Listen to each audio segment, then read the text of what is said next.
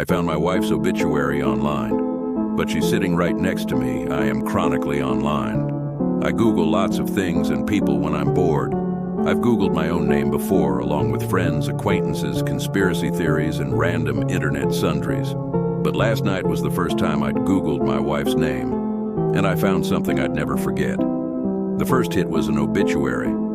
Of course, I assumed it was someone with the same name as her.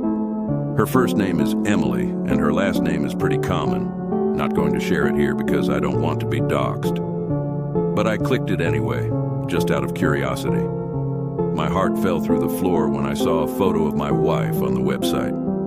Blonde, highlighted hair, dark eyes, and the dates matched up too. 1986 to 2012. According to this obituary, she died when she was 26. I met her when she was 27. There's no way, I thought. This must just be someone who looks like her, with her name and her birth year. But I knew it was too many coincidences to be wrong. When I read the actual obituary, it only cemented things for me. It mentioned her love of horses, her volunteer work at a soup kitchen through her church, and her work as a biologist postdoc. So many details matched up, there was no way it could be a coincidence. "What you looking at?" I jumped as my wife came in from the kitchen and sat down next to me. On instinct, I slammed the laptop shut. "Nothing," I said. Then, realizing how suspicious I looked, I added, "I was looking at birthday gifts for you." For a second, her face froze, and I was worried she wouldn't buy my lie. But then she smiled. That warm smile I loved, crinkling her eyes at the corners. "That's so sweet," she said, coming to sit next to me. I swallowed. "Yeah." She cuddled up next to me, but I felt completely on edge. The warmth of her skin no longer felt warm and inviting. In fact, a chill ran down my spine.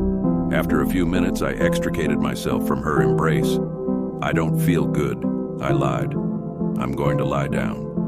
"Oh, okay," she said, pouting. Before she could say anything more, I ran upstairs. As soon as I got on the bed, I brought up the obituary again. I stared at the grainy image of her face. It was definitely her. That warm smile, those mysterious dark eyes. There was no way it could be anyone else.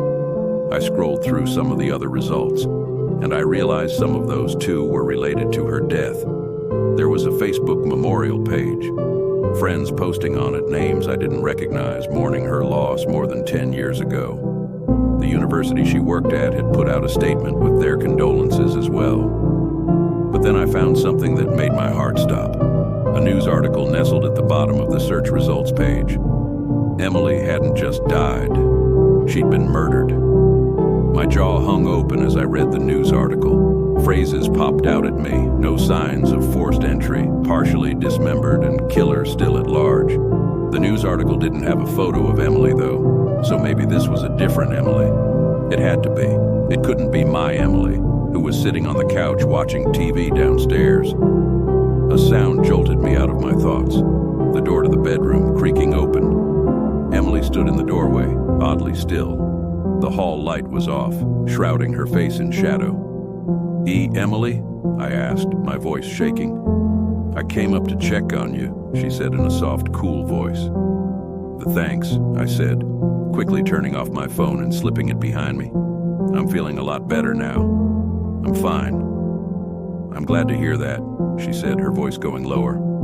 I tried to keep my cool as she climbed into bed with me. I lay there, stiff and cold, as she wrapped her arms around me. "I love you, baby," she whispered as she cuddled with me under the covers. "I love you too." So that's where I am now.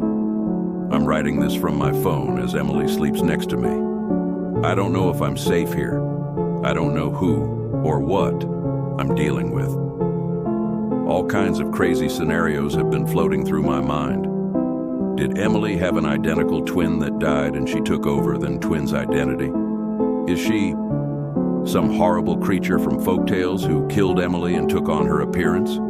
The more minutes that tick by, the wilder my theories get. None of them make sense. There's only one thing I'm sure of. Whoever or whatever I'm sleeping next to isn't the real Emily. Follow for part 2.